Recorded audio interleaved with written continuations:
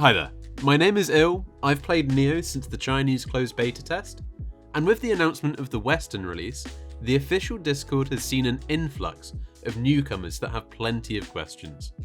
I'm making this video to answer these questions not because I want to be helpful, but because if I see another person ask for the release date, I might just throw myself out of a window. On that note, if you do want to know the release date of Neo, it's very simple. Open up the announcement video that Blade & Soul have put on their YouTube channel. Skip to the end. Congratulations, the release date of Neo is coming soon. It's only been 1 year. Now, of course, this video is not future-proof. It could very well be out by the time you're watching this. That being said, if you're not already aware that it is out, NCSoft probably just haven't put enough effort in. Check their website, check the Discord, check BNS News, the BNS News channel that doesn't really get updated.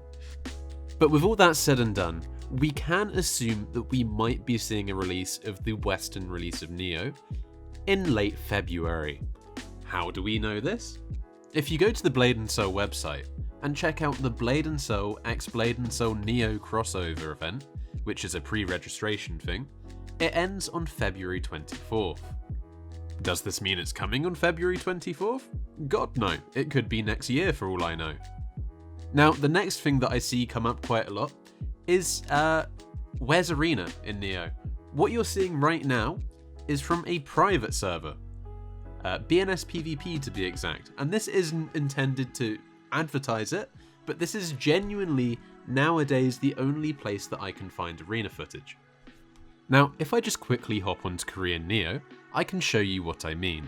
Now, when I open this tab, which is the tab for all your different sort of servers, so across server, dungeon, battleground, and arena, you can notice that arena is missing from the right-hand side. Now, if I also come to the spawn point for Mushin, you can see that the signboard that used to have all the arena quests is also gone, and so are all the traders. They've completely removed the existence of arena, or PvP in general, from Neo. 6v6 still does exist, but you can only do 1 hour of it per day in Korea. Now, over the past year, I have had contact with NC America staff. They're the ones that are going to be publishing the Western release of Neo, and they have taken interest in what I have to say about arena and PvP in general. However, NC Korea tends to have the final say on what comes into our region's release. And considering the way that Korea looks right now, it's looking pretty bleak for PvP as a whole. Now, I want more than anything for Blade & Soul to do well again in 2025. However, I'm not going to sugarcoat things. They look rough for PvP. And another cause for concern is the skill system that they've employed in Neo. If you're not aware of it, I don't blame you, because NC America, or I suppose NCSoft as a whole, have made quite a good effort to hide anything that would show you the inner workings of Neo. Now, within the interest of time, I will only give you a short and sweet sort of explanation of how the skill tree works on Neo. But as you can see here, your skill setup sort of looks similar to how 45 would. However, it couldn't be more different. You cannot freely spec these skills. These come from your accessories. To show you this, my ring changes 3 of my skills: my RMB, my block, and my LMB. These are from skill books that I've slotted into this accessory. And I will now show you how you take them off and put them back on. Now, to take off a skill, you require to pay a small fee from Valor Stones or from salvaging materials from these skill books themselves. Skill books can be found through PvE and other sort of endeavours that we'll have to work out when it comes to Western. But infusing them to an accessory is free, taking them off requires a small fee. And this dictates what skill setup you have, which also, in turn, makes it very difficult for them to have an equalised arena. Now, if we have a look at the skill setup, you can see that there are different rarities of skill dictated by the rarity of your skill book. Green is very common and you have the most freedom finding the skill that you want, but they have less effects.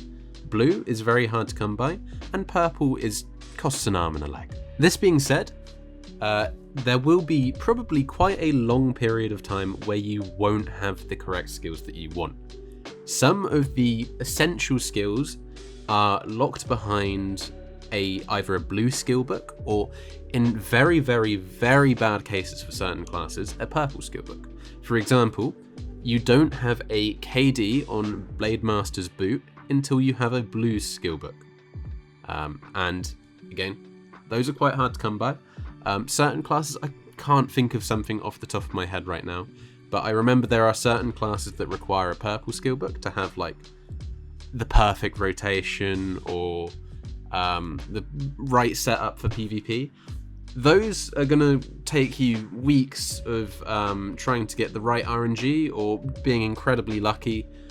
Yeah, they're not great. Now, for how the monetization works in Neo, this might be very different from us. We have always had a different system to Korea, but I will show you what we have on Korea right now. Now, on Korea, you don't have HM coins. You only have one type of paid currency, which is N coins. And I actually told a little bit of a lie there. It's not necessarily a paid currency, because free-to-play players can make it as well. This is because the marketplace on Korea operates on N coins. You can buy pretty much anything and everything from the store, which is a bit of it's a bit of a point of controversy, I suppose you could say, because it is possible for you to get to level 45, swipe as much as you possibly can, and then have max gear within the hour. However, free-to-play players now have access to Ncoin because they can sell their stuff on the market. They're no longer bound to only having access to HM coins.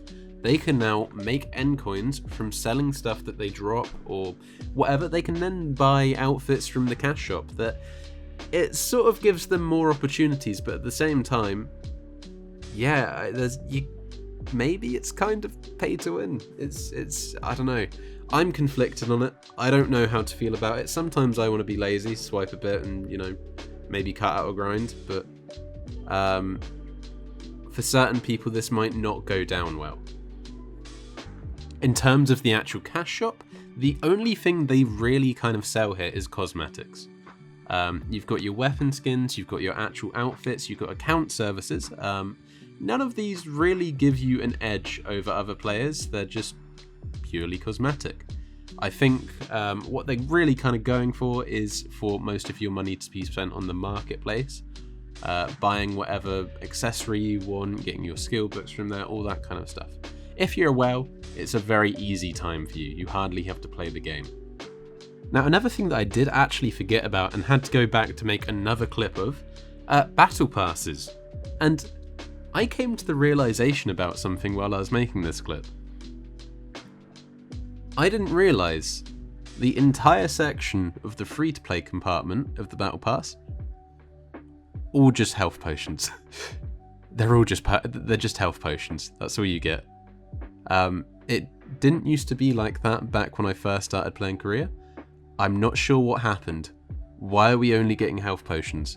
Anyway, you can see the part for where you buy the Battle Pass has a lot of they're not necessarily like crazy material upgrades that are like give you a massive advantage, but your premium benefits that you would have got on retail actually now come from the Battle Pass.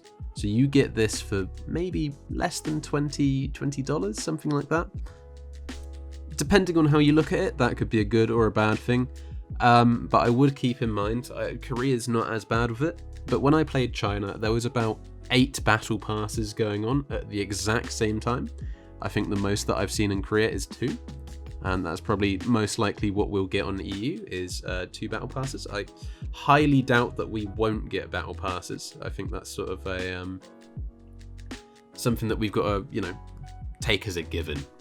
Now, I don't want this video to necessarily drag on too long. I feel like I've answered the few questions that I see the most about Neo.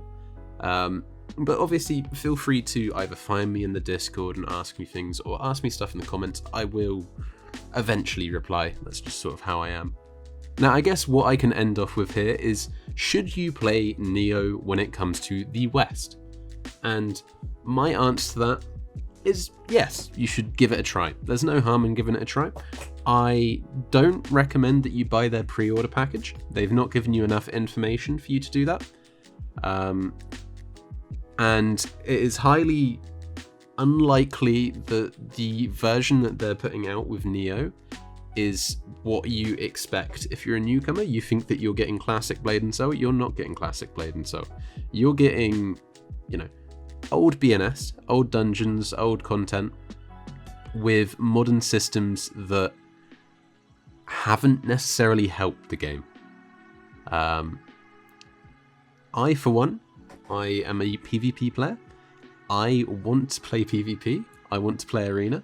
If there's not an Arena within a month, I highly doubt that I'm going to continue playing Blade and Soul. I've played Blade and Soul for 17,000 hours, and that will be the end of my journey in Blade and Soul. I do not see myself coming back if they mess this up, which they will.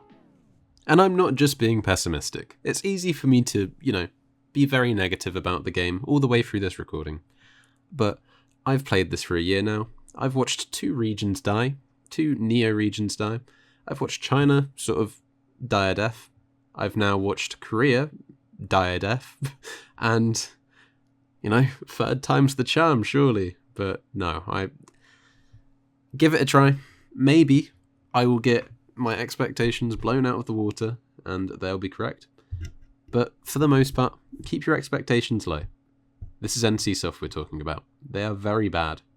Anyway, as I said, any additional comments, please do ask me in the comment section or in the Discord. If you want to join the official BNS Discord, you're somehow not already in it, check the description. And if you want to play the server, you can also check the description. Anyway, goodbye. Have a nice life.